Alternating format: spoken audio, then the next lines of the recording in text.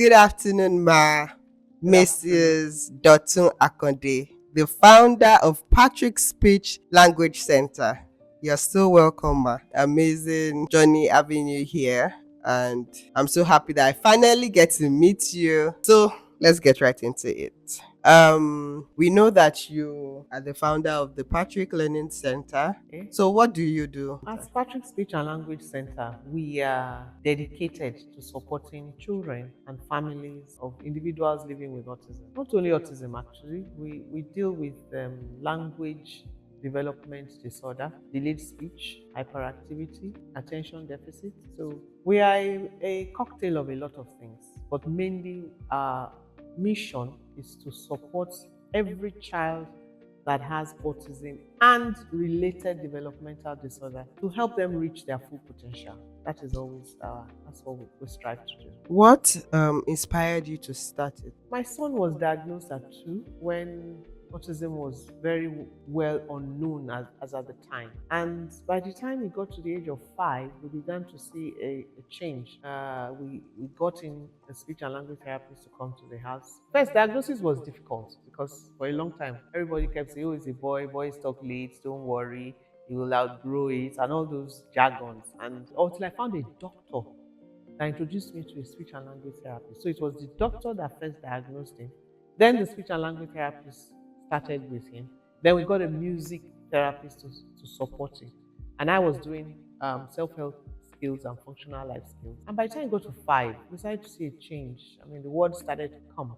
He had words actually at 18 months, and then by 24 months, we've noticed that the words trailed off and he wasn't saying anything. So by 5, the words began to come, and then we began to see quite a lot of other things that he was very good at maths. His attention improved, his hyperactivity reduced because he used to pace up and down, and that reduced, with therapy, with interest, with more and more of interaction with him. He's improved social skills. He began to join his peers in choreography, which I found was simply amazing. That was my first light bulb that wow, you mean this boy can do choreography. I was totally amazed. And he choreographed to open the eyes of my heart, Lord. I was flabbergasted. And that was then when I made it a mission that I must find out what this thing is about. Because at first, I didn't know what it was. And then over time, with learning the skills that he needed, to support himself. Everything was difficult. Brushing his hair was difficult. Cutting his hair was difficult. Dressing up was difficult. Everything was difficult. But eventually it was attainable. So I decided to set up the first autism center in Nigeria out of this experience. Awesome, awesome. Well done, Ma. You said something about music and something else that helped. Speech and language therapy and music therapy. Okay. Music is very powerful. We all know that, and it hits a certain part of our brain that some things don't get to. So, for instance, when you call some of our children, they appear deaf. When you call them by their first name, but when you sing their name, you get a different reaction. So it hits a certain part of the brain that lights up that bulb that brings joy, out of it. That brings it denotes love. So we always encourage parents, let the child play an instrument. That usually helps. And plus, with playing an instrument, you need both hands to be able to do it effectively. So you are training both sides of the brain, whether it's the piano, whether it's the drum, whether it's the cello, whatever, or the bass, you are using both hands. So with the work of the motor skills, the fine motor skills, you are developing and you are stimulating both the right side of the brain and the left side of the brain, which is what typically we do with therapy with children with autism. Wow, that's interesting because I'm Montessori trained, and one of the things that we talk about a lot is play through the hands, using muscles, Yeah. building up the brain. And Yeah. now that you have said it, I can understand that we need to use the hands a lot because Yes. it helps, it goes through the brain as they play. So, what personal growth or insights have you gained from this journey? Amazing is not the word. I'm looking for that word that is bigger than amazing, because every day there is a new insight. For instance, we say all the time that early intervention is very, very key and very important. But we find out that even late intervention is possible. For someone, they say when a child is 5 years, it's impossible. There's no impossibility with autism. At any age, a child can just, with the right therapy, the enriched environment, the acceptance of the parents, the specialized therapy that is directly related to that child's needs. Because if you've seen one child with autism, you've seen just that one child. You cannot use the same style of therapy to work with another child. So you must tailor their therapy style to their learning style. And there are different learning styles. Some of them are auditory learners. They learn by hearing. Some are kinesthetic learners. They learn by moving. And a lot of them are kinesthetic learners, and we don't know it. We are fond of saying, sit down there, come there, don't go there, do this. But they are learning. Of course. Kinesthetic learners, they are learning. Some of them are visual learners. If you don't put it in pictures, they will not be able to understand it. And some of them learn from copying of their peers. So you have to know what helps that child to learn better. And then you tailor the child's therapy towards the child's needs. So I can understand if you had traveled abroad. What made you say, no, I'm going to stay in Nigeria and start here in Nigeria? First of all, I believe in Nigeria.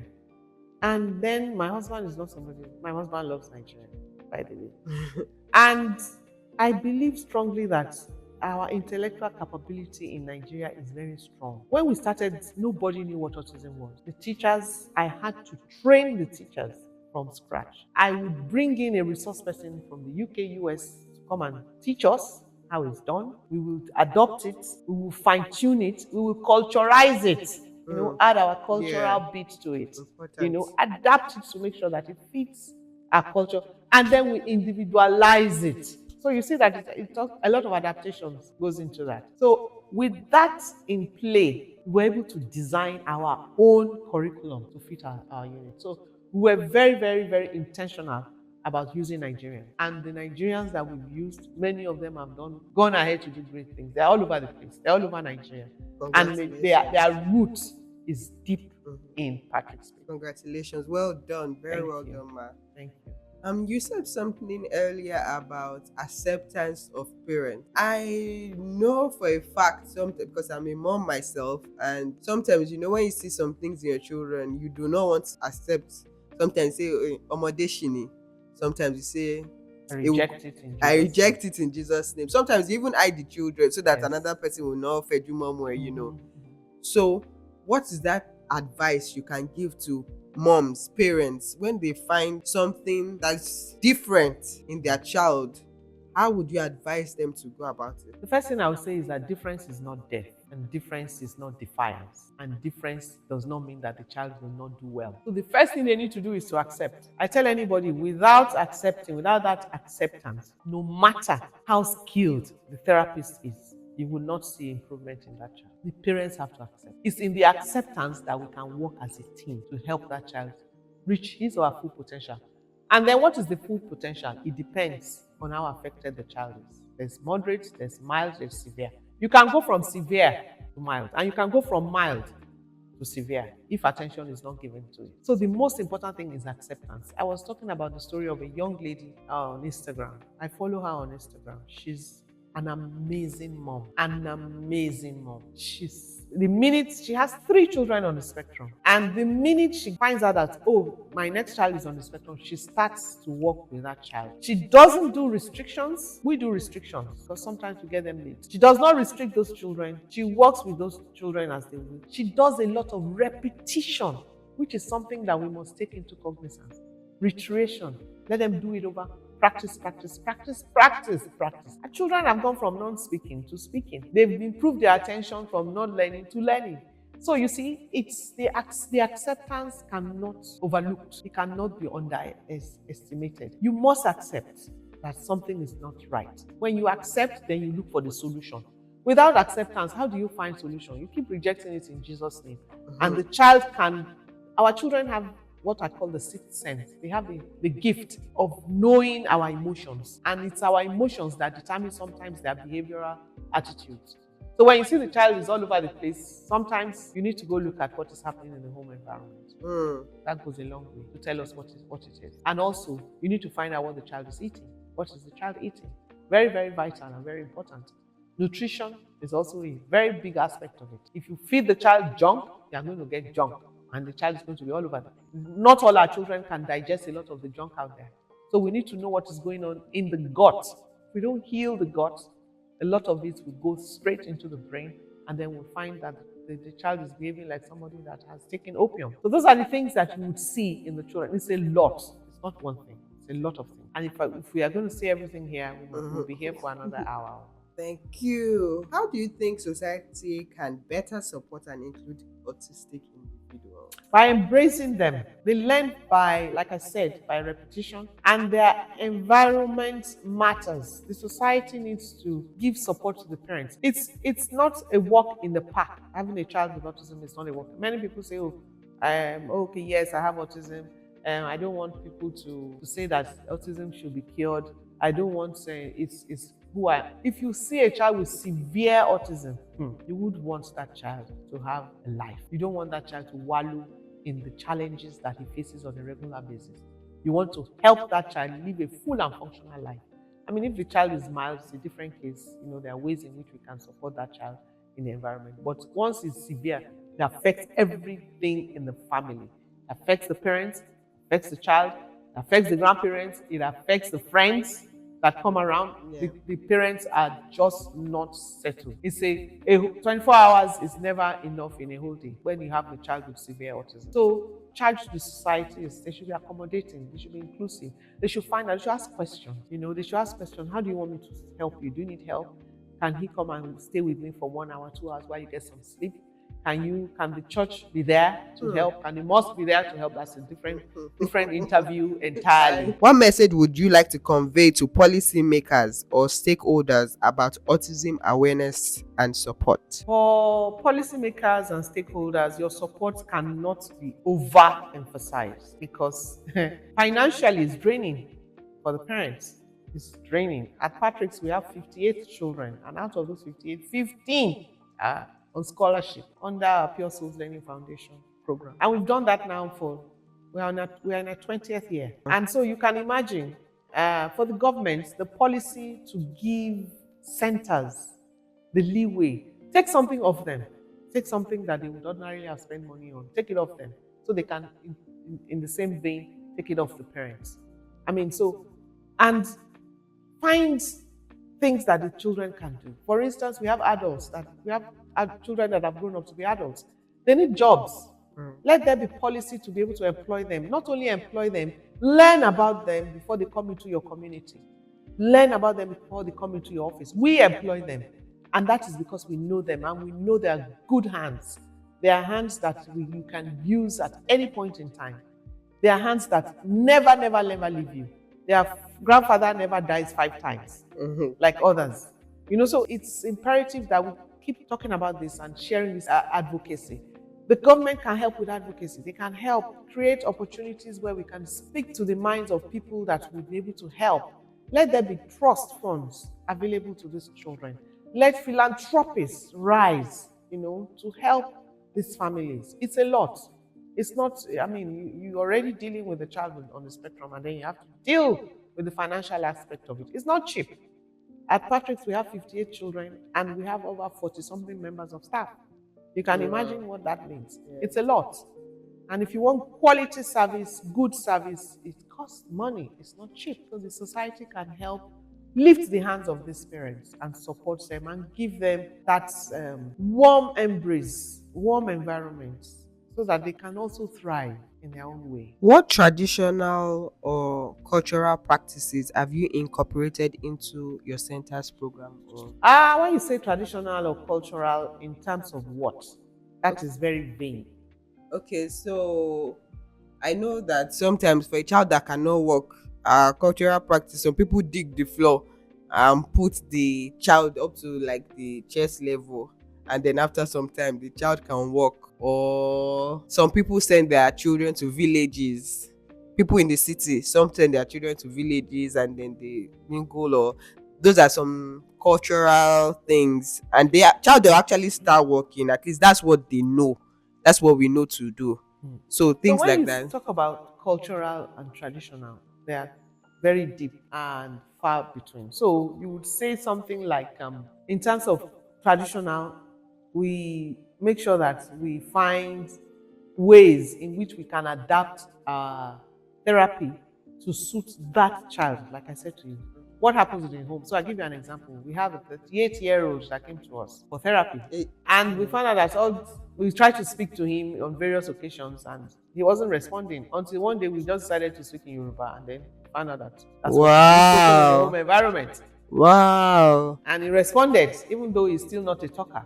He responded to the Yoruba part of it. So it tells us that whatever we're trying to do, we have to find out what happens in the home environment. So when we are looking Mm. at cultural, we are looking at adapting whatever therapy we are using, or whatever pictures we decide to use. We bring it down to the Nigerian factor. We bring it down to the pictures that have to do with Nigerians.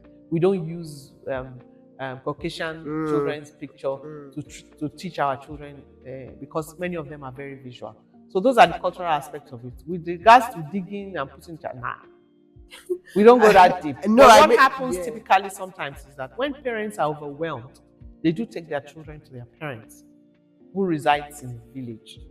And sometimes the social interaction of the Nigerian culture is very rich, and it helps our children do well in terms of social interaction, in terms of engaging, in terms of repetition, in terms of especially children that know how to copy skills. So now what you need to do is to do peer tutoring or peer mentoring and allow the peer to teach the child rather than the adults teaching the child. Awesome. How do you measure success, and what outcomes have you seen in the individuals and the families? So what we do is at the end of every assessment period, when we do our assessment, our initial assessment, we draw up a plan. That plan is called individualized educational plan. That's the IEP. So we now work with that plan. That plan has different criteria in which we must score the child. So at the end of 3 months, at the end of 10, just like the typical children do exams, we do progress report. So from that progress report, we would see, even before then, we usually have a monthly meeting where we look at the successes and the challenges, which one of the children is improving, and how are we measuring it, and what are the challenges, and where is the child improving. Child might be improving in speech and language therapy and struggling with behavior, or the child might be struggling with physical and then also excelling in speech. So we like to, look into our style of teaching and ask, what are you doing that I'm not doing? So we kind of have that interaction every month. At the end of every month, we come out with a report, and then we kind of rejuggle the IEP unofficially.